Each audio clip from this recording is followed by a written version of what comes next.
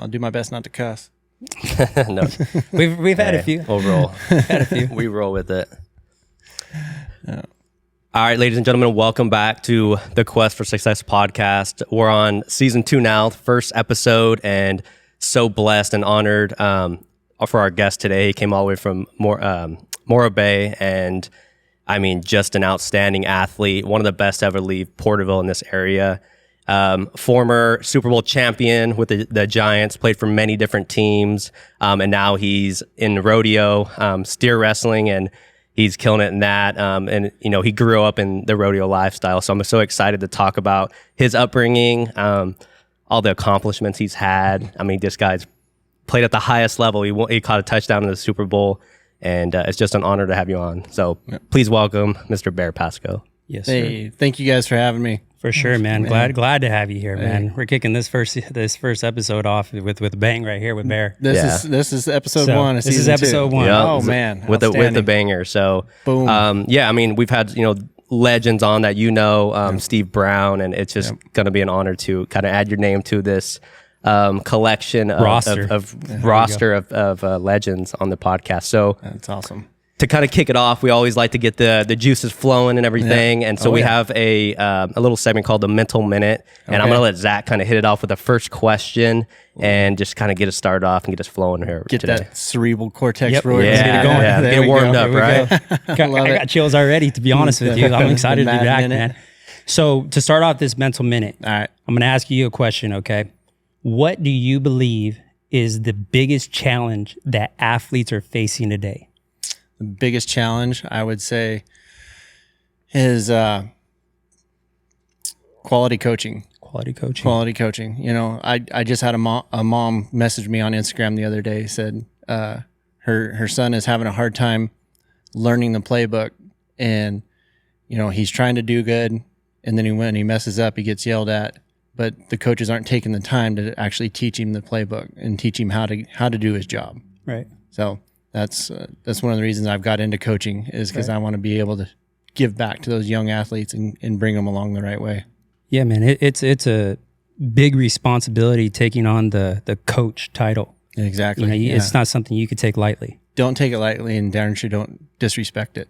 Right. I've had a lot of great coaches in my life, and I'm working with some great coaches over on the coast, and you know, I'm learning from them every day. Right. And you know, I'm trying to do my part to bring like I said, bring these young athletes along and teach them the proper technique and teach them how to use all their weapons. Right. Yep. You've worked with obviously a lot of great coaches. You know, you played for great coaches, Pat Hill, and I mean, the list goes on and on. Yeah. What are some of the qualities that you look for in not just a great coach, but a great leader? I would say fairness. You know, you know where you stand with them. You know, they have respect and integrity. You know, they treat everybody the same. That they're not picking out their favorites or anything like that. Best player plays. Yes, exactly. It doesn't matter who you are. If you're, you know, a 1st round draft pick or a 6th round draft pick, you know, if you can help them win a game, you're going to be on the field. Right. You know, if you're the best one at that position, you're going to play. You know, so I've had a lot of great coaches, like I said, great coaches, great leaders. You know, from, like you said, Tom Coughlin to Bill Belichick down to Pat Hill to Pat Johnson on the, you know, with Slow Tigers over on the coast, you know. So it's who not to interrupt here, but who was like, obviously everyone has an impact on you in different levels. But if you had to like choose one person that had the greatest impact on you coaching wise, who would that be? It'd be two guys. First at Fresno State, John Baxter. He was our special teams coach and our receivers coach while I was there. He actually coaches tight ends. But during my time there, they switched him to receivers. So I never got to play for him as a player.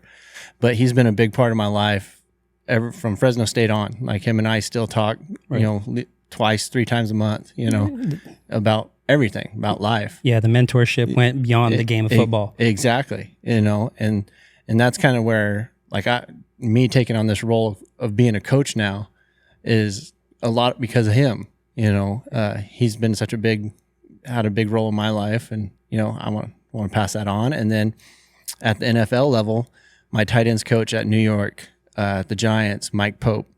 I really credit him for keeping me in the league, because I was drafted by the Niners in 2009 and went through training camp, got cut.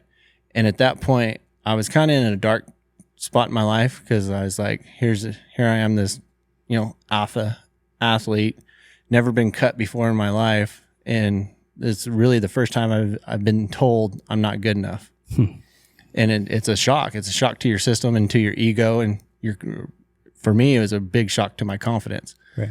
And when I got to New York, Mike Pope, he saw something in me and really turned me around and kept me wanting to play in the NFL because I really wasn't. I was at a point where I was just like, I'm going to play out this rookie contract and I'm going to be done. Check out. I'm going to go do something else and be happy. Right.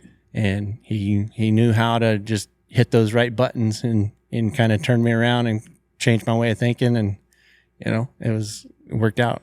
Yeah. It was perfect. Awesome. Yeah. Yeah. I mean, that to me is it's a huge deal. I mean, even if you don't even make it to the pro level. Yeah. Right. Because if you got somewhat of talent and athleticism, especially in Porterville, Yeah. you're treated like royalty here. Mm-hmm. And it's not necessarily the best thing ever because the moment you get a taste of humble pie, Oh yeah. some people just don't know how to respond to it. Yeah. Exactly. And they like you said, it becomes really dark. Mm-hmm. Yeah. It's, praise and compliments are great until they're like poison. They taste great until you swallow it. And That's then a good way to put they it. bite you in the butt. Right. And, I think that growing up in Porterville was probably the best thing for me because I had a lot of people looking out for me, and not like I was a bad kid growing up or anything like that. I had great teachers and I had great counselors and some really good coaches that set me on the right path. You had a good circle. I had a great circle. You know, That's good. Well, to continue to moving on, next question would be, how important is an athlete's public image? It's different nowadays. During my time, I didn't really care about my image growing up, but you are, as a young athlete growing up in smaller towns such as Porterville and San Luis and, stuff like that, everybody knows who you are, and so it's your responsibility to be a role model for that next generation. So I think having a positive image, on and off the field is always a good thing. And I think it's extremely important that kids take that seriously, right. Because like I said, they're role models for the next generation. And, those youth programs are looking up to them going, oh, I want to be like that kid. Right. And, that's a huge responsibility and so they need to take that into account. And we have a great saying on the coaches or on the coast is always fly with a wingman. So if we go play a game Friday night and guys decide to go out and, we've all been in high school and gone out. So you kind of know what they're going to go do. Yeah. But it's like we tell them fly with a wingman. So you always got a brother watching your back. Right. And two minds are always better than one, I guess. Yeah. And, always looking out for each other. So, at the end of the day, the name on the front's way more important than the name on the back. Absolutely. Right. Mm-hmm. So you've played obviously professional football. You are now steer wrestling professionally. Mm-hmm. Are there any like pre-game or like pre-run rituals that you have before you go compete?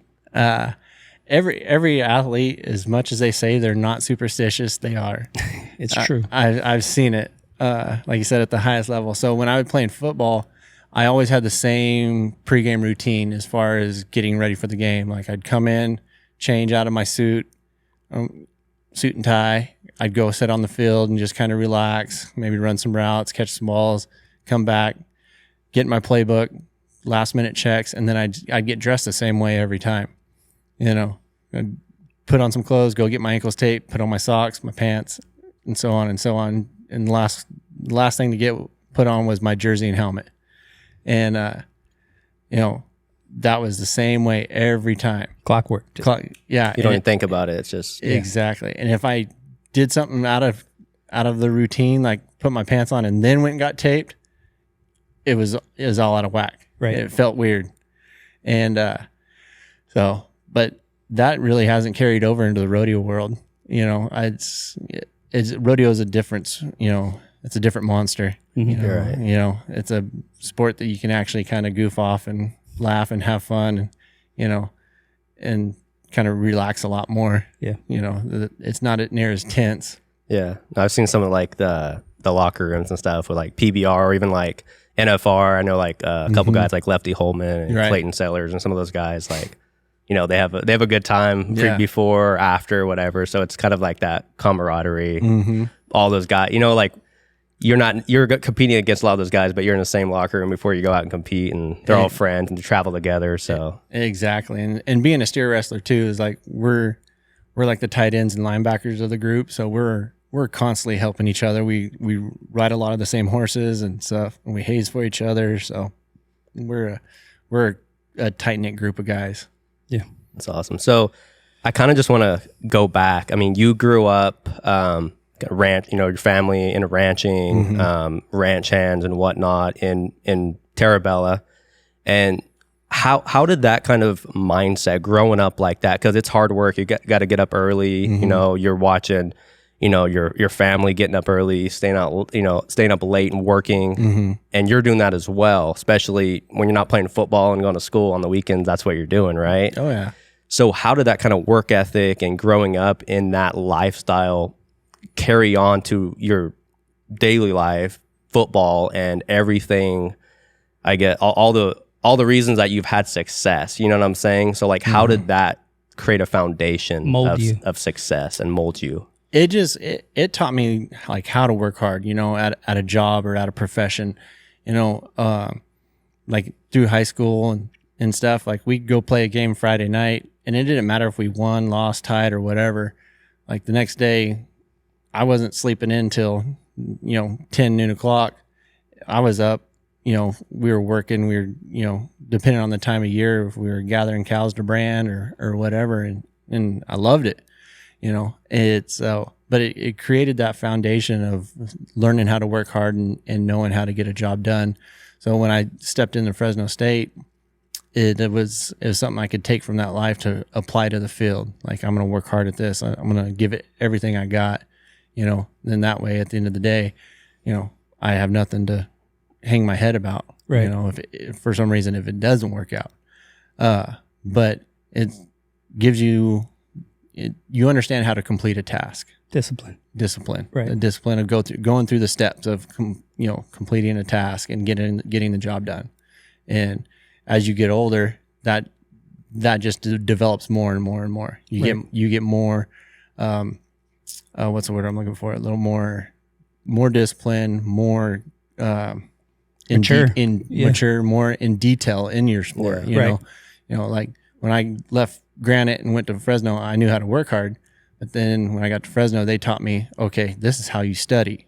This is how you learn an offense. You know, you take these different plays and group them together, and, you know, you might run the same route, but they're called different. So kind of like a work smarter, not harder type of thing? Yeah, exactly. Right. You learn how to break things down and get more detailed in the aspects of your position. Yeah, more bang for your buck. Yeah. So, you know, talking about your upcoming, how you grew up and stuff like that, what kind of parents did you have? Did they push you a lot? Did they just, all right, Bear, do it or don't do it, but if you don't do it, we're going to have problems? Or how was that? Like, what was the relationship between you and your parents growing up? Oh, it was outstanding. Like, I had the best mom and dad in the world. You know, they were there to support me. I don't think my dad missed a high school practice or game. I know they didn't miss a college game. So they were there to support me. And I was going to be in whatever I decided to do, you know. But when I decided to play football, it was like, okay, you better put everything into it, you know. And they were like that with all three of us. You know, it didn't matter what it was, but if we're going to do it to the best of your ability. Right. You know, and they wouldn't let us quit. We had to at least finish a season, you know, and then next year you could decide to or not play a sport or, you know, work or whatever. Yeah, reevaluate what you want to do. Yeah, but you're not going to quit in the middle of the season. You know, you're not going to leave a coach hanging or something like that. For sure. Yeah, but no, they were great. They were awesome. Yeah, I mean, so you played quarterback at Granite, and I mean, I guess in the NFL, like I feel like a lot of guys that are successful and played quarterback or one of those like running back, a premier position in high school, and so you were the same way. You're going to get recruited to Fresno State. Did you have other offers on the table as well? Oh yeah. Yep. So what made you choose Fresno? Fresno was the only place I went on an actual recruiting visit, and ranch kid growing up, agriculture based and stuff, and so going to Fresno, it just really felt like home. I was scheduled to go to Oregon State the next week and go visit them. They called me the night before and said a blizzard blew in and shut down the airport, so they had to cancel all the flights. And I was like, no, I'm not doing that. No, I'm not going to do that. No, thank you. Made your decision a lot easier. Yeah, Right. It did. And like, I actually made the decision right then and there after I got off the phone with the coach. And I was like, man, I'm a California kid. I've rarely seen snow. Fresno is an hour and a half up the road, like very family oriented and stuff, and great support system. Mom and dad can make it to all the games, and brother and sister and everything. So it's like, it just made sense, and it felt right. So, Did you grow up a Bulldog fan? I did. I like the Bulldogs. I grew up watching David Carr and Trent Dilford, and David was just right before you. He was right before me. Yeah, and had dreams of being like them. But then I got there and realized I couldn't read the field. So, and so they recruited you to play quarterback. Is that correct? They recruited me to be as an athlete. Okay. Athlete. Yeah, athlete. And determined later, kind of. They always had plans. As I found out later in life, they always had plans to move me to tight end. Okay. Just get your ass over here and we'll figure it out. Yeah, exactly. Because I was listening to, I think, another podcast you were on, and you had broke your finger or something like that going into your freshman year, or the spring of my redshirt year, or my redshirt sophomore year. I broke my ring finger in my right hand, in my throwing hand. Okay, so then right after that, but it was already kind of determined that you're on the tight end. Exactly. It's hard to throw a ball with three fingers. Yeah. Yeah, I can only imagine. Yeah. I mean, you've had a large amount of success in your career very early on, high school, college, Super Bowl champ. I mean, and even outside that, probably in the rodeo field too, right? Yeah, been very lucky. Yeah. So, but I always like asking this question because it comes in a lot of different ways. What would you say? How would you measure success? Man, a lot of people. I would say a lot of people measure it on what they've done, and I guess that's a good way to look at it. I try to look at, the people I've inspired, the younger athletes, and, winning the Super Bowl was always a dream of mine and goal and stuff. And to accomplish that was a great accomplishment, a great milestone and stuff. And so that's always something that's going to be with me, but, at some point people forget, I bet if you asked some of the younger kids who won the Super Bowl in 2012 or 2011, 2012, they might not even know. But you can let them know right now. Put up that ring. Yeah, when I show up to practice wearing that, they all know. That's for sure. Yeah. But so it's just like I try to measure it by, the type of player I was and the type of person I am, and the impact I made while I was in that moment. And the one thing about it is, since I switched over to the rodeo world, my father-in-law, John W., and my dad too. My dad rodeoed for a number of years and stuff. And both those guys have such great reputations in the rodeo world. And, I've been down in Texas rodeoing and North Dakota and South Dakota. And somebody comes up and goes, your father-in-law was the nicest guy. Nobody is, I haven't met one person that's ever had to say a bad word about Johnny and my dad. And, it's like, I want somebody to say that about me someday. Yeah. It's like, man, he was the nicest guy, always treated me with respect, always tried to help, and, that's, I guess, anybody's goal in life. Yeah. Right. Those are the biggest, when people could say those things about you. Yeah, you could say you're a Super Bowl champ, but when they're saying that about your father-in-law, those are role models you're looking up to, right? Exactly. So, I mean, that's super cool. And like anyone wants like they talk about those guys, like that guy would give the shirt off his back. Like, yeah. Like that's like, I want to be like that guy, right? Or nice guy, I want to be like that. So I think like John Wooden would always talk about, like they would ask him what's success, and he had that whole pyramid of success, what it was, right? All the building blocks of that. And it goes back to, if you do your best and you know that you've done your best, that's success. But only you know if you've actually truly done your best. And I think you're a testament to that, because I think a lot of people probably, when you got drafted into the NFL, thought he's not going to last very long. And you go on the you go on the play several years, and I kind of want to talk about that. Like you get drafted and you get waived, and it's not an easy start to your NFL career.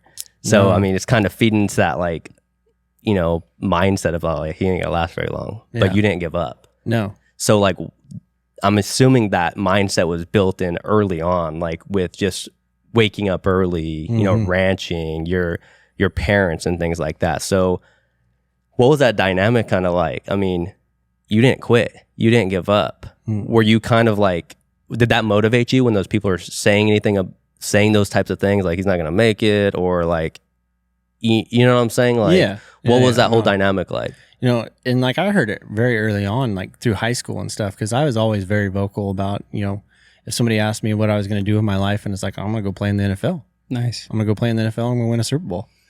And so I never, ran from that question or I'm going to do this if I don't do this. I never had a backup plan. I had one plan, and that was it. And so I had people tell me all the way back in high school that, you don't have what it takes. And it was always a driving force to be like, okay, watch me. You just wait.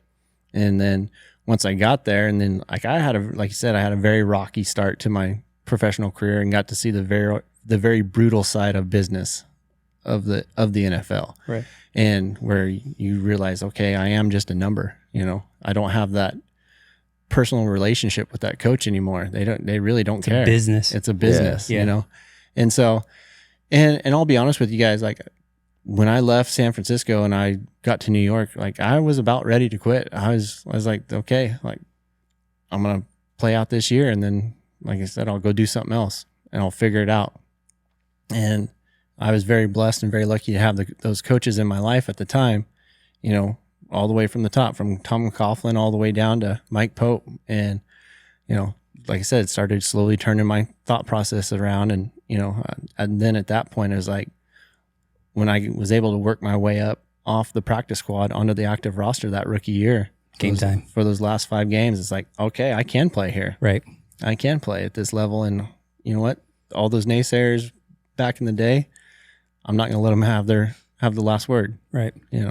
So it was that kind of those specific coaches when you went to New York that kind of turned it around for you. Yeah. Because I mean, if you look at the statistics, what is it, like 3 years is the average like NFL career or something like that, right? At the time, yeah. For tight ends, it was 3 years. Yeah. And so you look at these guys, like it's kind of like luck a little bit where you kind of land. I mean, it might be over for you, or you might get another chance, practice squad, get to work your way up. Yeah. But if you don't kind of get somebody to kind of believe in you, a good coaching staff, you could be done. But for you, exactly, it kind of worked out okay. And I was very blessed to land where I did in New York. And just because they, at the time, like, with Kevin Gilbride's offense, the kind of pro style run and shoot, he had a good mix of everything. And the special teams coach, Thomas Quinn, that was there, who played for John Baxter at Arizona State. And I just got done playing for John Baxter at Fresno State. So when I walked in day one at New York and sat in the front row, and Thomas Quinn's up there and talking kickoff return and leverage and stuff, and I'm already day one. I'm already answering questions, and he's like, "Oh, you played for John Baxter?" And I was like, "Yes, I did." Connection. Yeah. And I go, I know everything you're talking about right now. All the dots are starting to connect now. Exactly. It was just like I was meant to go play there. Right. I was very blessed to land where I did. And, there was a lot, David Carr was there. There's a couple other guys that that I met from San Francisco, wound up there too, got cut from San Fran and went to New York. Right. And then, with the coaches from, like I said, Right. I remember one day I came out of practice and I was it was like middle of the season. Tom Coughlin stopped me in the middle of the lunch lounge and was like, "Hey, you're getting a lot better. You're growing. You're growing as a player. Like, keep going." Right. And it was like, all right, they're seeing it. You they're get that seeing motivation too, confidence. Exactly. Yeah. Yeah, because like one of the with the right perspective, one of the best things that can happen to us is a door being shut on your face. Mm-hmm. Oh, You just can't maybe see it at that time and at that moment. Right. But if you keep trucking forward, God's going to open up another door for you. Exactly. You just got to stay on the course. You know? And at the time, it like you said, you can't see it at the time because it's too close. But if you take a step back and you see the bigger picture and reassess, make a new plan. There we go. You get these little reminders from particular people in your life, and it's like, all right, this is what was really meant to happen right here. You know what I mean? Exactly. To me, like, and this is one of my opinions, it's like one of the best, depending on who's saying it to the other individual, one of the best and worst things you could tell somebody is you can't. Yeah. So it's awesome that you have this type of story to share now as a coach, as a mentor, and that to me, that's experience. Yeah. Not everybody has certain level of experience to share to the youth. Right. But you do. Exactly. And it's been fun. I've enjoyed it. This last year, coaching on my own, like I've been in Idaho and up and down California putting on football camps and stuff. And it's fun to come in and meet these young athletes and hear what they want to do and hear what they want to accomplish. And, I only get to spend a couple days with them, but I can tell them little golden nuggets. Nuggets. Yes. That's such a good way to put it. And give them these little tips here and there. Like, hey, hey, eyes, feet, and hands, create a base. Yeah. So, yeah. I mean, I had a couple of questions. So when you kind of get into the NFL, you have players that we just kind of talked about that make it and players that don't. Yeah. What type of player, or I guess, what does it take to consistently stay on an active roster and also be able to compete for those starting spots or put yourself in positions to, maybe take advantage of someone, gets injured. With a 17-week season nowadays, it's guys get injured. So what does it take to put yourself in positions to stay active and also to take advantage of those opportunities? I always looked at it and was expressed to me, it was like, what's your value? You got these young players coming in the league, and the high round players, they're going to be there for at least 3 or 4 years, depending on what their rookie contract is. They're going to hold on to their first, third, fourth round draft picks just to see what they can develop. But it's the draft picks under that, fourth down to seventh, that they need to create that value somewhere on the team, whether it's special teams, or in a backup role, or come in and just really light it up and be a spark. Be a spark and create like a Victor Cruz, right? Somebody that came in and really had a great training camp and made great plays during the preseason, and next thing you know, he's in a starting lineup. But then you got a guy like me, who was a 6th round draft pick, got released, and then came back and got cut again from New York after playing there for a whole season and stuff. So you create that value with what can you do for that team, and that was what kept me in New York for so long. Eventually I was extremely valuable to Kevin Gilbride because he could plug me into that offense in so many different positions, and I could play special teams. I have a kind of, you talked about you were kind of in a weird place at that time, getting cut. You're come out of high school, college, in starting positions and, holding different records at Fresno State. But then you go through these kind of tribulations and you go through these struggles. Adversity, baby. Adversity. Yeah. I know you were able to kind of find the great coaching staff in New York, but when you were going home, what was your kind of mental thought process? What was the mentality? What were the emotions like when you're kind of going home at night and because we always see the movies and we see these guys and they're struggling, but what was it like for you? I had a good support system outside of the coaching staff, with my family and my now wife, Katie. Her and I were had just started dating at the time and stuff. So I'd come home, talk with her, and talk with my dad. And then I had an outstanding agent at the time as well, Ken Stanager. And he called me at least 2 or 3 times a week that rookie year just to check on, say, how you doing? You know, what's your mental status? You know, Yeah. Are you working? Are you getting those extra reps after practice? Just checking on me. And that's a lot though. Yeah. And he became a lot more than just an agent. He was family to me. And I love that guy to death. And but I think that's what helped me. It was like the support system outside of, because I'd come home and I was staying in a residence inn by myself, you know, so you have a lot of time by yourself to think and stuff. And so when I started getting the attaboys on practice, you know, I would come home and just immerse myself in the playbook. It's like, how well can I learn this? How I want to be that guy when you talk about opportunities, somebody gets hurt. That's what helped me get on the field my rookie year. Was we had injuries on the defensive side of the ball, but those were guys that played key parts in special teams. And it's like, okay, I can step in and not lose a step. Like we're not losing a step by bringing Bear to the active roster and plugging him in. He knows what to do, you know. And that's what helped me the next year in 2010.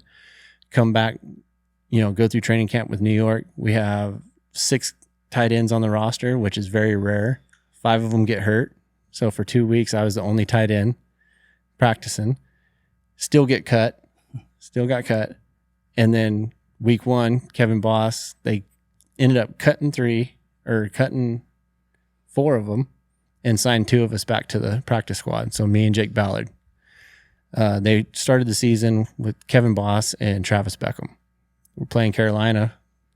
Kevin catches a diving pass up the seam, gets hit in the head. So they got to finish out the game with just Travis. So I get activated back to that. They pull me up active roster. All right. So 3 weeks later, we're playing Chicago. And Wednesday at practice, Mike Pope's like, hey, Bear, look at the fullback stuff. Just glance over it, you know, just make sure you know our base run plays, you know, because if, you know, Hedgecock, Madison gets hurt or something like that, maybe you can step in, add value to yourself, get us out of a game, you know, let the offense keep rolling. And sure enough, it was just like, there you go. You know, he had a crystal ball or something. I don't know. But yeah, we're opening kickoff the second half. Madison pulls a hamstring running down on kickoff and tries to go and ends up, he can't. So Kevin Gilbride's scrambling, trying to see what he can still call. And Mike Pope goes to him and goes, put Bear at fullback. Put Bear in at fullback. He knows what to do. And so, yeah, we go 3 and out. They come to the sideline. Kevin asked me, he goes, okay, what can I call? What in our base run package do you know? I said, dial it up, man. I got it. I got it all. You were prepared and ready to go. I was ready to go. Hey, you stay ready. You don't have to get ready. Exactly. And like, I didn't know the fine details of the position, but I knew who to block. I didn't know, maybe didn't know how to get there, you know, or what hole to hit or what gap to hit, but I knew, you know, 34, 35 Bob, I had to get to that Mike linebacker, that backside backer, you know, or that will. Similar situation in the Super Bowl, right? That's how you were able to play in the Super Bowl and then end up catching a touchdown in the Super Bowl against the Patriots. Someone got hurt and you were able to step up and be ready to go. Jake and Travis both had knee injuries, and those last, you know, quarter and a half, I was the only guy going. So it goes right back to how this conversation started. You know, as if you're a young athlete listening to this, how do you add value to the team? The more you can do. And it's kind of a double-edged sword because, you know, if you're only playing one position, you know, you can really focus on that position and work at it and really develop and become a master at it. And I was playing, like I tell my kids at over on the coast, it's like we'd get in the huddle, Eli would call a play, and 5 different positions would snap through my head in about 10 seconds. And I was like, okay, what personnel are we in? Okay, what position? Am I fullback? Am I the running back? Am I a Z it's like those boards at the police station. They got all these things going here, and here. And you got to be able to figure it out right there and then. Right then and there. And it was, you know, I could kind of when I knew the personnel, like if we were in 2 tights or, 3 wides or whatever, and there towards the end of it, we were in 2 tights, but we called it Cowboy, It was when we brought the running back out of the backfield and I came in and I would pass block out of the backfield. Yeah. That's how I got, 1 carry for 2 yards against Detroit one year. It works. Hey, you got the ball in your hand. You know what I mean? Exactly. But it was like I had to focus on all these different positions. I couldn't really focus on them just playing tight end and being the best tight end I could be. It's like I had to know everything. Right. Like outside of Eli and, Sean O'Hara and, those guys that touch the ball every play. Right. Like I had to know just as much as they did. Safe to say there was a lot of studying back in your day then, huh? Yeah. A lot of studying. And it's good because it takes up the downtime. And that leads to the next question, as you're in even it could just be in general speaking. Mm-hmm.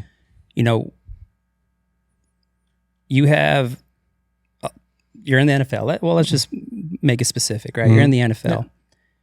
What's a day-to-day for you? Like, you know what I mean? Like you're in season, mm-hmm. you wake up, you do this, you go to practice, you weight room, blah, blah, blah. What is it like for you? What's a day-to-day look like for you? For me, it was wake up at 6, in the weight room by 7, get a 45-minute workout and go eat breakfast. You're in your first team meeting starts at 8:30 mm-hmm. in there. From there, right into special teams and then offensive install, then individual. Then we're on the field for 2.5 hours, come in, treatment. Just even if I wasn't hurt, because I had a lot of high ankle injuries and high ankle sprains, AC sprains in the shoulders. But if I was feeling good, like I'd still go get in the sauna or hot tub or cold tub, and just a little contrast. Meetings or go have a quick lunch, back into meetings, watch practice. So we're normally done about 4:00 every day. Now it's on your own. Okay. Can I leave? Yeah. We were all free to leave. No judgment. But a lot of us, like all of us in the tight end room, from Kevin Boss down to me, at the time I was practice squad, or even when I was on the active roster. Okay, now we're going to go watch film with mm-hmm. Eli and David and those guys. And we're going to talk to them. We're going to ask questions. We're going to try to be on the same page. So we're seeing exactly what they're seeing. So when we're running, trips right 62 read special, and we see the defense that we were talking about in the classroom. Yeah. We're both on the same page. Right. There's you're taking a guess at everything, or at least trying to, right? Exactly. Yeah. So yeah, I mean, I'm assuming, like you said, when you're free, you have that free time. Mm-hmm. The guys that are gonna make it are gonna be there working out mm-hmm. or putting some type of work in. Yes, and so I think that's so important today. Like when kids ask me, like, what do I need to do? Well, everyone's going to practice. Mm-hmm. We've talked about this before. Everyone's going to practice. Yeah, everyone's doing this, but the kids that are having success, well, they're doing extra. Yeah. They're putting the extra work. They're coming to Zach to train. Yep. They're training after practice. They're training, they're working on the weekend. So mm-hmm. they're separating themselves and putting themselves apart from the rest of the crowd. Exactly. And I mean, to make it to just have success in high school, you got to do that. But to have success in college, you go to Division I. Yeah. You got to have some talent. You got to have some size. You got to also put in the work, but then to go to your level, it's a whole different level. Yeah, it's even more, and it might not even be like geared towards on the field stuff or in the classroom. That's what I was going to get to. Yeah. It's going to the training room and doing treatment and recovery. Yeah, yes. Working, because at that level, our bodies are our temples, and like this is, if we're not feeling right, we can't go perform. And so it's doing the small things, go sitting in the cold tubs as much as you hate it and stuff. I was never a big fan of it, but there was purpose for it. You got to do it. And to go back to what he was saying, it's like you guys are you're doing all the things that everybody else is doing across the country, across the world. Mm-hmm. You're trying to get to a certain place, but to even take it a step further, I mean, I always tell kids that I train, you got to look beyond Porterville. Mm-hmm. Because the moment you step out of Porterville and you see some competition down south, up north, oh yeah, it's a whole different ball game. So I like to take it a step further, and some understand it, some don't. I mean, I try my best to educate them in this particular part of being an athlete and just a better person, is that there are people already getting the extra reps. Yeah. There are people that are also getting trainers. But what now can separate you from those people? Sleep. Yeah. Nutrition. Yeah. Stress management. Yep. That's, to me, is where people find major success. Yeah. Especially as a young athlete. I mean, they love staying up and waking up with only 3 hours under their belt. Yeah. They love going to, I mean, to a certain point, they're at the mercy of their parents as far as food goes. You know, they're buying it and they're prepping it and things like that. But to me, those are the type of things right there where you could really seriously gain an edge. And it's hard to sell it because you can't sell sleep in a bottle. No. Can't put it in a pill. Can't put it in protein powder. No. It's up to you. Exactly. So just to up one, you know what I mean? Yeah. To me, that is where you could really take advantage of your full 24 hours in a day. Yeah, and I mean, I think we're learning so much more. I know there's so many different scientists, and you look at like Dr. Andrew Huberman or Peter T, all these guys at Fullerton, Stanford and stuff. They're doing all this research on sleep and stuff like that with performance. Yeah. And now they're finding out, like, I mean, 8 hours of sleep is more important than other training, getting the extra training in now. Yeah. And so all these studies are starting to come out. It's like how important that 8 hours or 7, 9, whatever it is for that individual person, because it might change a little bit. But the sleep, the nutrition, all that stuff's really coming out now. And, and then the cold plunges, the sauna, all that extra treatment, nutrition. And the quality of that sleep, you know, where you can, your body actually gets into that realm cycle, and, you know, you allow that body to recover. You know. And even at the very end of all of that, you're still going to run into somebody that might be just more talented than you. Genetically. But when you run up to that person, though, and if you could cross off all the boxes, it is what it is. And you just got to accept that there is always going to be somebody better than you. Yeah. But why not let that person be you? Don't leave that up to chance. Exactly. Do everything that you possibly can to put yourself in the best position. Right. Yeah. That's success, right? Exactly. You do everything you can, and like you have no doubt, no regret. Like, I did everything I could.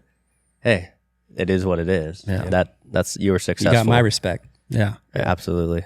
Yeah. So, I kind of want to talk about, like, obviously, let's talk about, I guess, the end of your kind of career before we go into the rodeo stuff. But you're going to eventually play in the Super Bowl, and, you know, you're going to go on to, I guess, your last team with the New England, right? Yeah. With New England, with Belichick and those guys. What was that kind of like?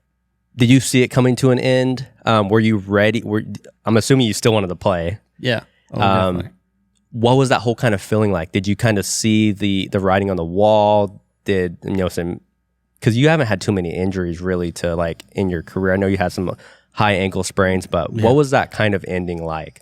What was the emotions, and how did it all kind of come about? I really didn't see it coming to an end when I left New England. I just figured, you know, being with New England wasn't a good fit. You know, as much as I really would have liked to stayed there and, you know, been a part of that team, because they're always a outstanding Competitors, team. Yeah. But it wasn't a good fit. And there was 2 weeks left in training camp. So it's like, if I leave now, I still have 2.5 weeks to go to find another team and get some film, you know. And I was wrong. Like, when I left New England, it was hard finding teams that were wanting to take a chance on a guy that's been in the league for 7 years and hadn't been a full-time starter, you know, was older and had been bouncing around for a little bit. And it was financially better for them to draft a rookie that they were going to have for 3 or 4 years that they can mold, instead of take a chance on an old guy that had the experience that could step right in and play. I was just going to say, because you're competing with all the rookies coming in every single year. Exactly. And it had been a big tight end class that year. And so, you know, when I left New England, like, my heart was, it was in it, but it wasn't, you know, gung ho, let's go. Where's the next team? It wasn't like year 3. Yeah. Yeah. It wasn't what it had been, like you said. You know, that fire was starting to die. And, I think it was either Charles Way or Howard Cross, I can't remember which one, told me one time, is like, when the day comes that you don't absolutely love it and crave it, it's time to step away. And so that's where my mind kind of shifted. It was like, I'm not exactly craving this anymore. Things are starting to hurt a little more. Mm-hmm. I'm not a big supporter on special teams like I can, but I don't want to run down on kickoff anymore. Right. Yeah. So there's things that I really wasn't looking forward to doing, but it's like, I can still play. So if the opportunity presents itself, let's go, right. But by that time, I'd already kind of started to dabble in the rodeo world a little bit and kind of develop my, skills there. And it was kind of looking more enticing. Right. So I was good when the decision came to step away. I was okay with it, Were teams contacting you, or were you or your agent? I'm assuming we're reaching out to teams. Yeah. Tryouts, or how does that process kind of work? Because when I left when I stepped away from New England, my agent Noel, he went to work. He just went to calling teams and all right, who you guys bringing in? And, can we get Bear in there? Let's go just have you guys look at him. And so I went to a couple. I went to New Orleans, and I think I went to Carolina. And then after that, it just went silent. Teams weren't calling, because normally all season long, because our off days are on Mondays or a half days on Monday, and then Tuesdays are off day. Usually Monday afternoon, evening, after everybody's gone, they're bringing in players to try out, right? And look at. And all day Tuesday, they're bringing guys in. So teams are constantly looking to see what's out there, what else is available in the off chance that a guy gets hurt, and they need to bring somebody in. Yeah. And those calls quit coming. They just was like, man. And finally, I had to have a real conversation with my agent and Katie, and we all kind of sat down and it was like, what is going on? Right. And he was like, well, it was a big tight end class, and you got to think about it. You're 29, you're 28, 29 years old now. You're an old guy. You're considered an old guy. You haven't been a full-time starter, but you've been a contributor. And I was like, yeah, I fit in everywhere. I can go, be that backup tight end, be that fullback, be whatever you guys need me to do, I can do. He goes, yeah, but teams don't really look at that. And so that was I was like, well, I guess I'm done. I guess it's time to step away and go start the next chapter. Yeah. Right. And so you were already dabbling in rodeo. Mm-hmm. What was that transition like? Because I know you kind of compared, being steer wrestling to being a tight end. Right. So what was that kind of transition like? And since you kind of grew up in it, your wife's family were just doing it obviously at a pretty high level. So what was that transition like? I thought it was going to be a lot easier than it actually was. No kidding. Yeah. So I team roped growing up, so that wasn't a big deal. And I grew up in the Western lifestyle, like you said, but the actual steer wrestling part, I was like, years past, I was like, oh, when I get done, I go steer wrestle. I'm going to pick it up so fast. I'm an athlete. It's just going to be night and day. I'm just going to just be a natural. Right. No. I never puked out of football practice. Never. Not once in my career, in my life. But the very first practice that I went and tried to steer wrestle, I came the closest I've ever been to just yakking it right in the middle of the arena. Yeah. And I had to bite my tongue not to do that. Right. So it's I walked out of that practice so sore and just beat up. And I'm just like, oh my God, this is way more in depth than I thought it was. Right. Because you watch it as a kid, you're like, sure. Oh, yeah, catch them, slide, it's going to be easy. Nope. There's a lot more detail and a lot more technique to it than a guy thinks. Didn't you win a truck or something like that in high school? In high school, yeah. Team roping. I won it when I was 15. You still have that truck? Yeah. It's out at my mom and dad's house. Yeah. Still got all the stickers on it and everything. Yeah, I remember it. I guess now they can't take them off. They're just ingrained. So for those that aren't in the Western or the rodeo kind of world. Explain steer wrestling. So steer wrestling is a rodeo event. I got two guys. One's the steer wrestler, the other one's the hazer. Your hazer is your helper. Like, he just helps keep that steer going straight. And like, if it gets wide, he'll step him to you, and help you out to the best of his ability. But it's a event of physical strength and technique. You slide off your horse, run up along the side of the steer, slide off your horse, catch his head, let your feet hit flat, slide, shape, grab his nose, and throw him to the ground. Are most people that do this your size? Most of us, yes, but there's some little guys in there that are pretty darn good at it. They're strong. Little crafty guys. Yeah. Technique. Is technique a big part of it? Like, huge part like being of a football player? Exactly. And that's where, like, my father-in-law, Johnny Jones, came into it, because, he won the world 3 times. You would never know that, but because he doesn't broadcast or anything. He's the most humble guy in the world.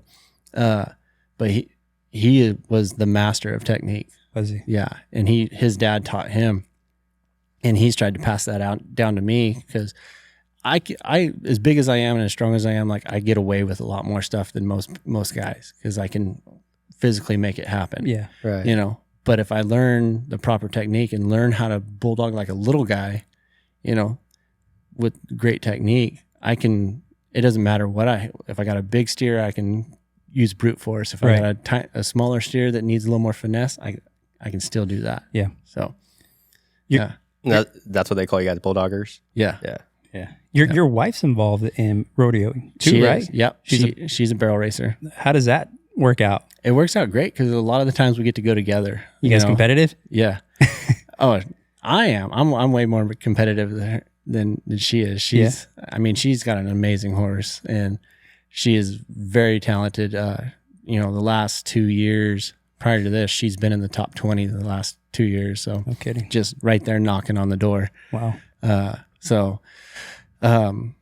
This year her and I both have kind of taken a step back to kind of do some other stuff, and we're going to get back after it this next year and go full steam ahead. So, but it's a great thing. It's good, like, because there's a lot, like I said, a lot of time her and I get to travel together. Mm-hmm. Yeah. If we're entering a rodeo and stuff, and she's like, well, I really want a perf, this night. If it looks right, like, her and I will do what they call buddy. It's where 2 people enter together, Mm-hmm. and we can do it because she's my wife. If it was, a lot of steer wrestlers buddy, they enter together, so they're all up at the same time and they can ride the same horse and stuff like that. But the ladies, they're part of the WPRA, which is the Women's Professional Rodeo Association. So they're not part of the PRCA, which I am, but they still get to enter the PRCA rodeos and stuff. They're got a partnership and stuff. So, but like, if she needs I can drag her into that perf with me if she needs it. And so we get to enter together. That's convenient. Yeah, it's nice. We get to do it as a family, and it's a lot of fun. Yeah. So you've kind of taken a step back this year to do some of your own stuff. Yeah. Is the goal to make the finals? The goal is to make the finals, yes. Yeah. I feel like I'm very similar to everybody else. Is that's what I want to do. Right.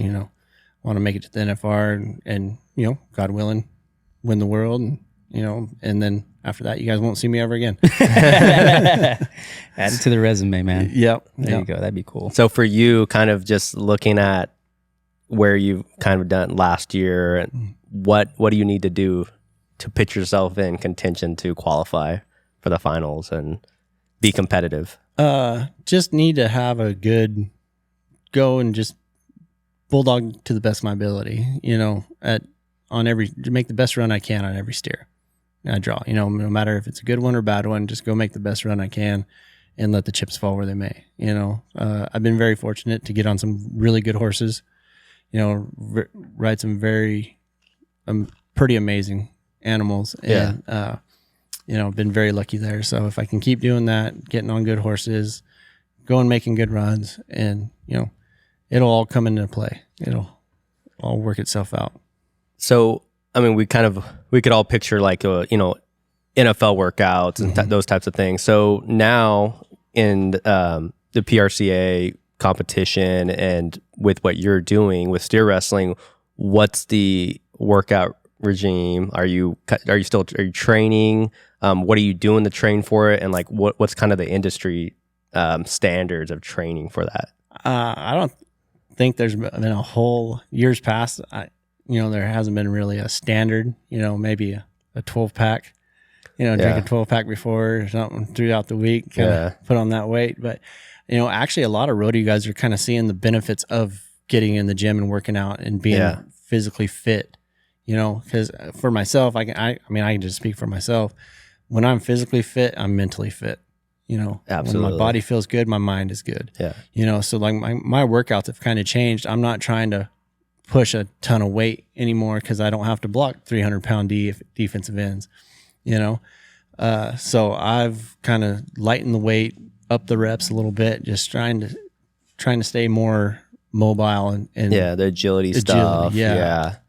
Because I know like a lot of the tie down ropers. I talked to like Tyson Durfee and some of those guys. Like they have like training regimes, but you look at some guys like, and the bull riding stuff's changed too now. But a few years back, you look at guys like JB Mooney and like he would go drink whiskey and smoke cigarettes and then do a couple of things during the week and jump on the bull and go win the worlds or whatever. But now you're starting to see a lot of those guys, tie down ropers and steer wrestlers, and then even the bull riders, saddle bronc riders are in the gym, they're training, and they're seeing the effects of the, not just the training, but the rehab process of ice baths and things like that as well. The recovery side of it is amazing just because, we're getting on wild animals and throwing them to the ground or getting on bucking horses that don't want to be rode. So guys are starting to see that recovery process of ice tubs, stem, stuff like that. It's like, oh, I can recover faster and get on more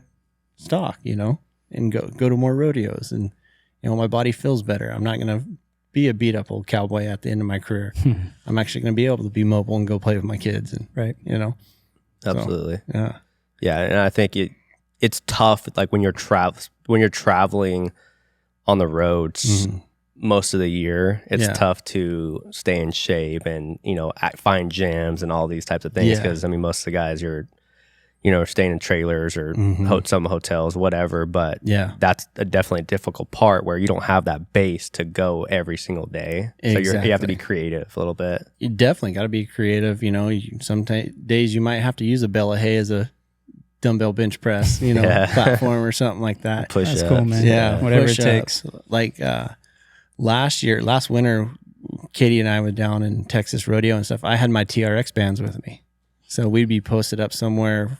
And you got more time during the winter just because there's not near as many rodeos and there's more time in between each rodeo to get to them. So we'd be at a friend's house, and instead of going finding a gym, like I just slap my TRX bands up in the barn or something like that and do a TRX workout. And the way those are programmed, you're burning calories and breaking a sweat. And less is more sometimes. But you're still getting that movement, and you're getting that functional movement of keeping that mobility and keeping the hips loosened up and the knees, and you're not feeling stiff. Right.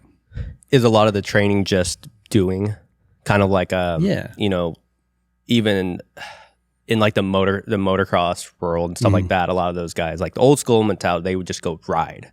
And they would just go ride. Some of that's kind of changed now. They're all crazy training regimes, but with you guys, I'm assuming repetition. Just repetition, training. So do you guys do a lot of that? And are you training with other people as well? Exactly. Yeah. And like steer wrestling, like I said, it's a different event because in rodeo in general, it's like you can't slow rodeo down. Like in football, I can be like, okay, today I'm going to, after practice, I'm going to work on my first step on this play. I'm going to create the muscle memory that I have to take a 4-inch step at a 45-degree angle and get my head outside. Rodeo, you can't do that. When you come out of the chute, like it's full speed every time. There's little aspects of it you can work on, like, hey, I want to work on my head catch today. I want to work on my feet placement. So there's little things you can work on, but it's all still full speed. 0 to 100. You're not slowing it down. Where the rough stock guys, they have bucket machines and stuff they can get on, but like team roping, steer wrestling, calf roping, and like we do what we do. We call shoot dogging, where we just run them on the ground. We're not jumping a horseback or anything like that. And Smarty, they've come out with a new dummy called the Steer Saver and stuff that kind of I guess you could say allows us to slow it down, for the youth guys and stuff. And it's great for us too. So things are starting to change and stuff, but yeah, like you said, it's just, even with that though, it's still just repetition over and over and developing that good muscle memory and those good habits. If as we kind of get to the end of this, you know what I mean? You're talking about a lot of physical. There's you've done a lot of physical, in your upcoming. Yeah. You know what I mean? How would I put this? I train a lot of young athletes, high school, college, and even younger, starting as young as 6. You come in here, it's awesome. Yeah. Because to me, there's never too young as long as there's proper guidance. Right. Yeah. You know what I mean? Like, this is no different than if you're on the ranch and you're picking up hay and you're moving this, and you know what I mean? So exactly. So it's a completely safe environment if instructed correctly. Right. But, at some times, when the physical gets hard and things like that, what would you say to these young athletes to keep them coming when it gets a little bit tough? You're talking about the soreness now after a grueling workout or practices 110 degrees on pads and this and that. What type of encouragement would you give them to just let them know, hey, keep going? Keep going. Yeah. I would say you got to love it.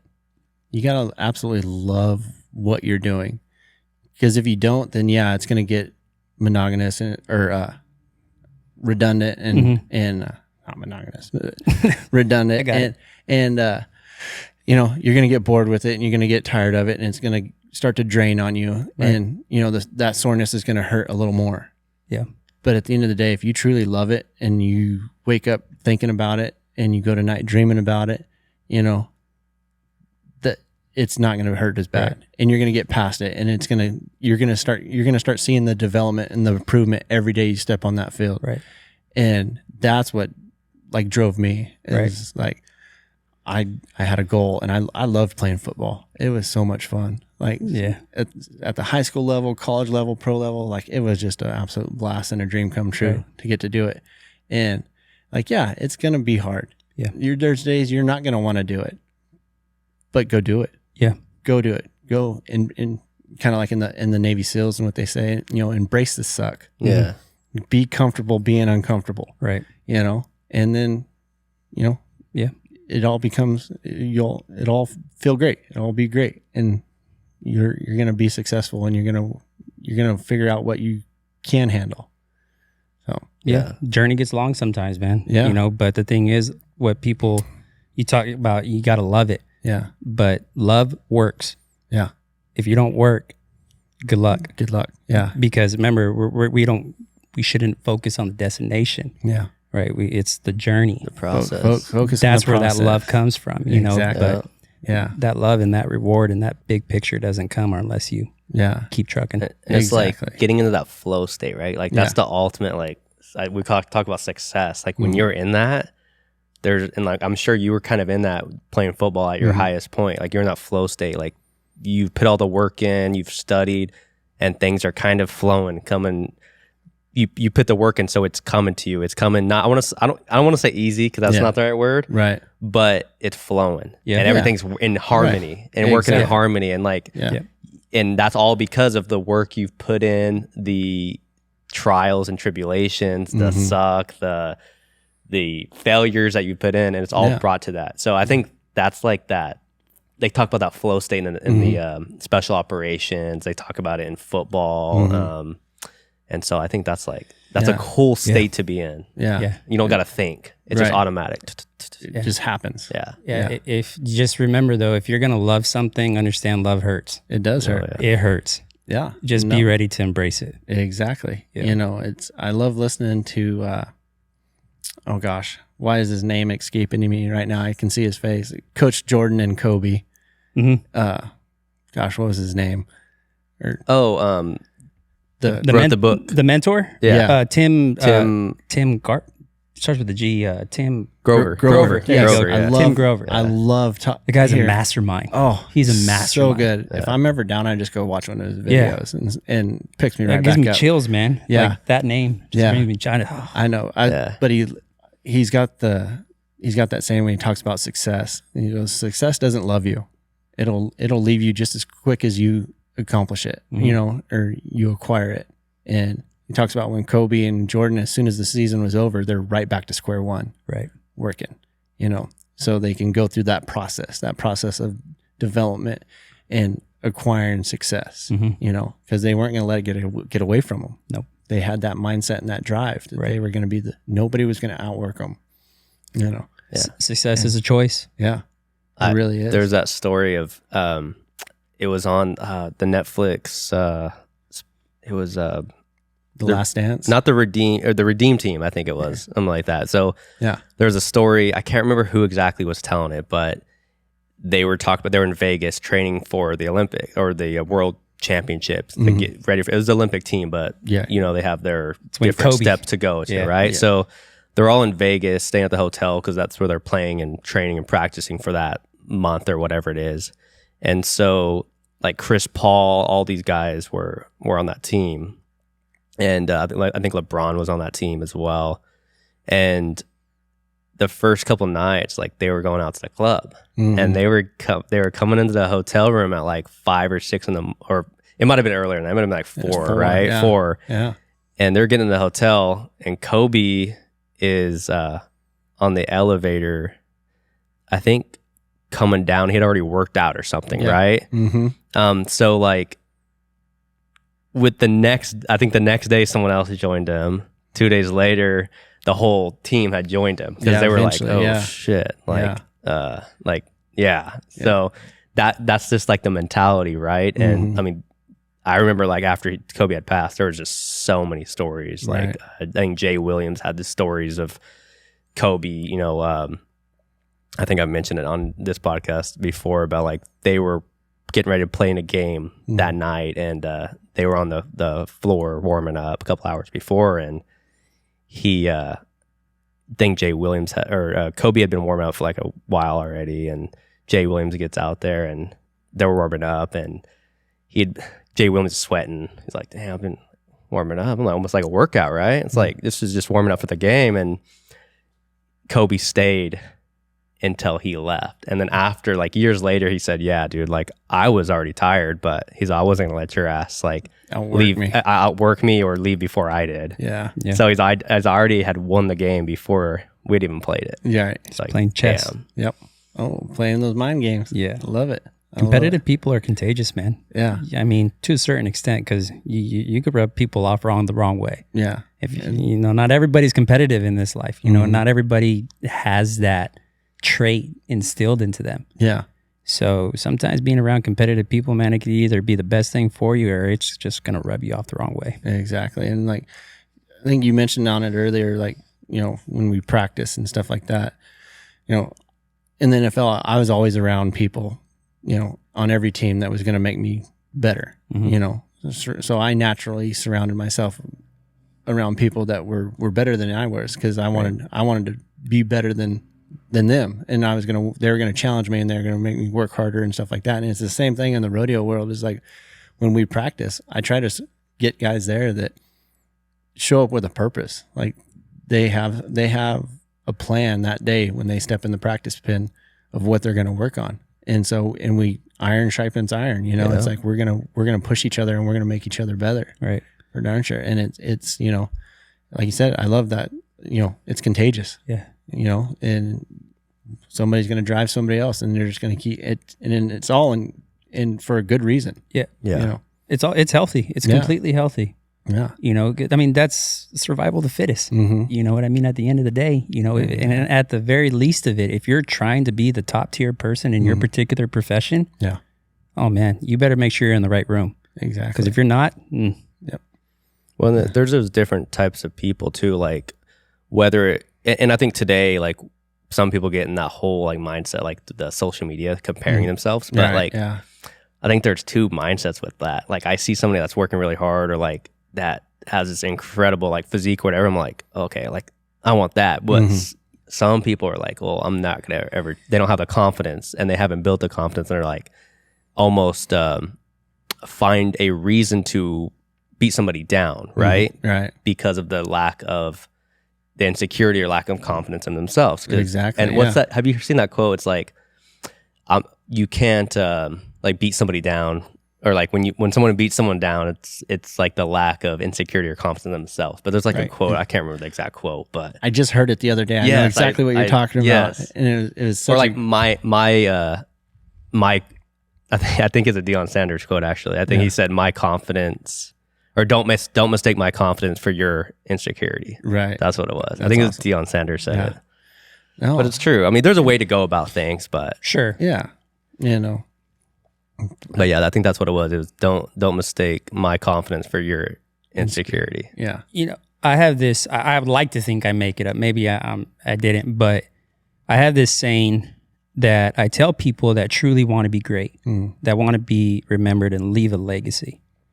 You can't be two great things at one time. Yeah. You just can't. If you choose to be great, you're either all in or you're all out. And if you're blessed and lucky enough, you'll be surrounded by people who love you and support you during that time and that temporary sacrifice that you're about to embark in and go through. So, I mean, maybe you could tell me I'm wrong, but you know, while you were being a professional athlete, that's what you were doing, being a professional athlete and nothing else and nothing more. That was what Bear was locked in to do. Yeah. You know, if Bear wanted to be a professional athlete and a rodeo guy, he may not have had 7 years in the NFL. Exactly. Yeah. You know, so I always like to tell people that is like, look, you want to be great. It's going to require sacrifice somewhere. Just make sure you're around the right people when that time does come, because you're going to need some love and you're going to need support because you can't do anything alone, period. So I always try to encourage and let people know that well before they take off into that journey. Right. Because it gets a little dark and it gets a little scary sometimes. Oh yeah. You There's know? ups and downs. Yeah, you there's know? definitely ups and downs. And you know what? It's like you got to have that great support system around you. You know, life is a team sport. Yes. You know, and like I was very lucky. I just from a young age, I developed a great team. You know, I had a family that loved me and supported me, and then great coaches. And then as life went on, was able to fall in love with a beautiful woman that has supported me from day one and been a big part of it. And, you know, she's absolutely amazing. And, you know, and we're there for each other. And so it's, you know, I got a great team around me. Yeah. It's awesome. To this day. It's outstanding. Yeah. It's hard not to support somebody that has good intentions and a great work ethic. You know, if you have those two, you'll find people that want to support you, that'll go out of their way to support you. God will align those stars up for you. That way he can make sure that you fulfill your purpose. So, yeah. But that's kind of one thing I like you're saying, like that's, you know, I try to tell my young athletes and stuff at these camps and stuff like that. It's like, you got to have those people, those people around you that are not going to bring you down, but also not going to tell you what you want to hear. Enable you. They're going to tell you what you need to hear, you know, and it's tough sometimes. Like you don't want to knock somebody's confidence or, you know, hurt their feelings or anything like that. But hey, sometimes you need to hear it. Hey, that wasn't good enough. You're better than that. Yeah. Because not enough people tell people that. Not enough people are real with people either. Right. Yeah. Yeah. So you've competed at the highest levels and, you know, at football, and then you're still got some goals to try to make the finals in the NFR. But for Bear Pasco, you're a young guy still in your 30s. What are the goals? I know you kind of mentioned some stuff. You have your FSD full speed development or full speed decision performance. What's the goal? What's the kind of long-term goal for Bear Pasco going forward? Well, as of right now, you know, it's really focusing on the FSD performance development. And I think with that, the end goal would be having an awesome place like this, you know, that we're sitting in right now, you know, where I got a 30, 40 yard indoor field and an outdoor field, and I can train athletes all day long. Yeah. And just have a blast with it. And someday, maybe, I think the end goal with that was turn the Central Coast into like a sports mecca or something like that, and start getting NFL players in there where they come and train, and we go to the beach, we do a sand workout, we go to the mountains and do a mountain workout, getting that elevation. That ideally that would be the end deal. I think that would be that'd be pretty cool, man. A lot badass. of fun, with it. And there's so much to do on the Central Coast, from beach, hiking, wine tasting. Beautiful. Yeah, we're centrally located.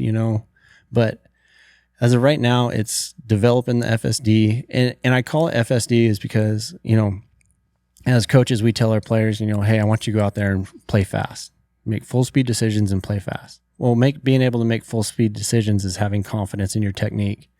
So, doing that repetition, and confidence in your technique comes from repetition, over and over and over, until you develop that muscle memory where you don't have to think about it and you just go. Right. And when you on the field, when you do hesitate, when you stop to make a decision, that's when you get hurt. Yeah. So if you can get on there and make, I'm going to speed or backdoor. Oh, backdoor, I'm going. Right. And that's when you're successful and you make plays. Yeah. Being able to operate in chaos is exactly. It's much needed. Yeah. And that's why I call it full speed decision performance. I like that. It's the same thing in life, because you got to make a decision and go. Make a decision, go with it, live with the consequences, good or bad. If they're bad, readjust, make a new plan. That's all right. You can always make a new plan. Right. And if it's the outcome is good, fantastic. Awesome. Keep it going. And it's kind of going back to that flow state, or full speed, right decision. Yep. When you put the work in and you go through those repetitions and repeat over and over again, it's flow. You don't even think about it. It's automatic. So you're making those decisions at full speed. Yeah. Because of the work you put in, because of the repetitions you put in. Exactly. So it all kind of cycles and comes together. Yep. I love it. Yeah. But that's my goal right now. Just developing that, keep that growing, and then let it get as big as it wants to. Just let it take off from there. Yeah. I mean, we've been lucky enough to have him at our other facility, and it's been such a blessing and a great thing. I know I need to get back. Get back over and come hang out with you guys. No, it's a good time over there. Such a good, cool spot. Appreciate that. Yeah. George outdid himself on that one right there for sure. Yeah. That's cool. Thank you guys for letting me use that, though. Oh, absolutely. Let me come in and hang out there and train some kids. You guys stay tuned for the next one. Yeah, hopefully, like Bear said, it's sooner than later. It's a great thing that he does out there. Yeah. I think we had some kids that that went to our school that went to your training, and they're all talking about it at school, so posting about it. Parents are posting about it, so goes back to that impact. The impact. Sometimes you don't even see it all, but it goes out and word of mouth, and that's cool. Yeah, right. Yeah. So that's awesome. So, as we kind of start to come to the end of this podcast, what are some things you would, I guess, tell athletes and parents of athletes, kind of what it takes to be successful, but just to kind of let the kids develop, and that whole process, because we see it all today, both sides of it, parents pushing too hard, but some maybe need more push to reach their full potential. But what would you kind of tell athletes and parents? What does it take to be successful? I mean, you've played at the highest level, so you've been there, you've seen it, and now you're training kids as well. So what does it take? I would say initially, I mean, obviously, number one, you got to work hard. You got to put in that time, because at the end of the day, hard work will outdo talent when talent doesn't want to work hard, and then have a plan, have an idea for every practice, and for your life, and how to accomplish your targets and your dreams, because targets are just short-term goals, that are timely and, measurable. They're insight. Yep. They're insight. You're going to, within a month, you're going to hit that target, if you keep with this plan, and so just have a plan, work hard, take the coaching on the field and off the field. And like we said earlier in the podcast, be a good role model. be a good, a good image for, the group coming behind you. And as far as the parents go, I would say just be involved in your kids' life, and I mean, and that's not saying push them, cause I mean, my dad was great. He was there when I needed a sounding board or asked his advice, but he never pushed me or like forced his thoughts, Right. you need to do this. Right. You need to do this. He let the coaches coach. Mm-hmm. He was a very good father. Fan. He was a good fan. Yeah. And father is just letting the coaches coach. But if I came to him and I was like, Dad, where could I have done better here? He'd tell me. Yeah. He'd tell me. And he's still like that today in the rodeo world. Like I'll send him videos and stuff. And, he's a great, my dad's a great horseman with head horses and stuff like that. And so if I got a young one that I'm having trouble with, I'll send him videos and be like, hey, how do I correct this? And so, but for the parents out there, I mean, support your athletes, give them every opportunity to be successful. Don't be overbearing, but let them go find their way. They're going to make mistakes, they're going to learn from those mistakes, hopefully. Right. Yeah. And be there for them. Just go be supportive, Mm-hmm. and don't rag on your coach. Yeah. Or on the coach, because they're doing the best they can. There's a time and a place for everything. Yeah. 100%. Well, that's awesome. You got anything else? Yeah, I think the only other thing I had was kind of what you're most proud of. So like you and your wife are rodeoing together now. Mm-hmm. You've won a Super Bowl, caught a touchdown in the Super Bowl. You played for some amazing coaches. You got a Division I scholarship. You successful high school career. Yeah. EYL Player of the Year in high school. I think so. Probably, yeah. So I mean, like even those Years things ago. are, those things are small, but it's like those are like the cool moments too with your high school buddies. But like you've done a lot. So what are you most proud of? Yeah.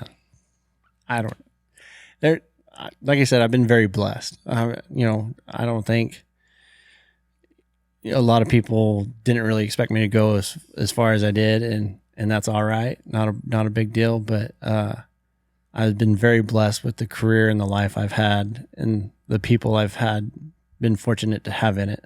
Yeah. And I think all of it. I'm proud to be where I'm at in life right now and constantly moving forward and Perseverance, man. Yeah. Yeah. And moving forward and developing and constantly getting better and, better today than I was yesterday. And I'm going to be better tomorrow than I was today, and constantly improving.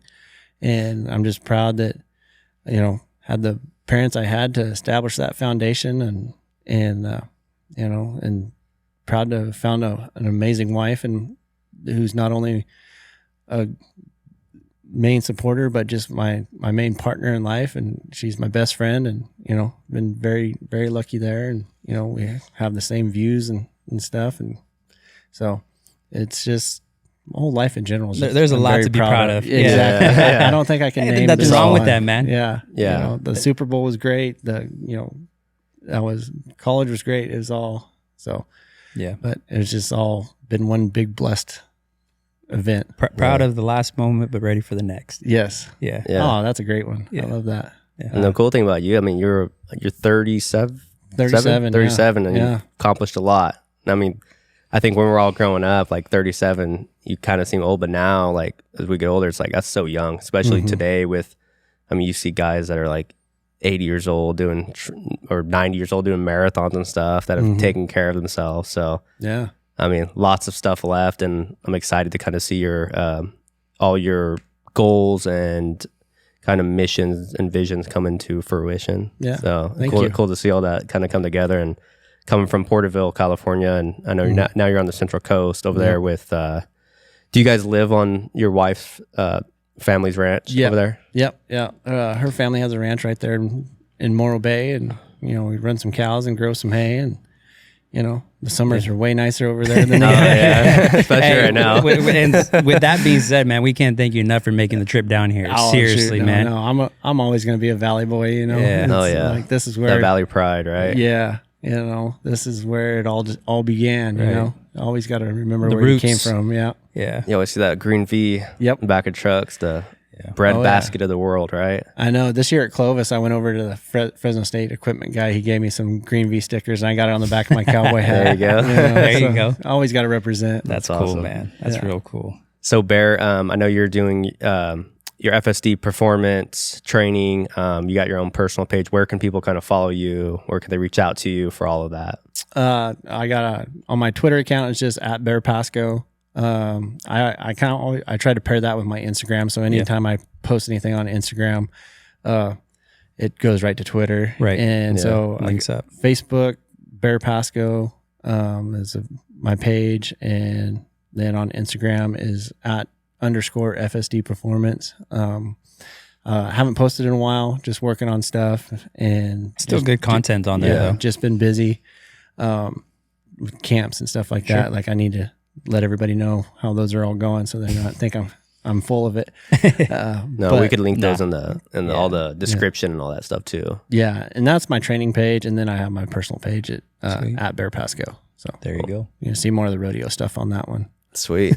Yeah. Well, good luck with everything, and anything you need. We're always here to support, and look forward to all the Thank great you. things happening in the Bear Pasco world. Thank you very much. I appreciate it. All right, Thank thanks, you guys Bear. for letting me come and hang out today. This was a blast. Yeah. No, thanks for coming. I mean, you drove all the way from Morro Bay, so we can't thank you enough. Oh man, it was nothing. Just a nice drive. Yes, sir. Cool deal. All right. Thank you. You bet. Appreciate that.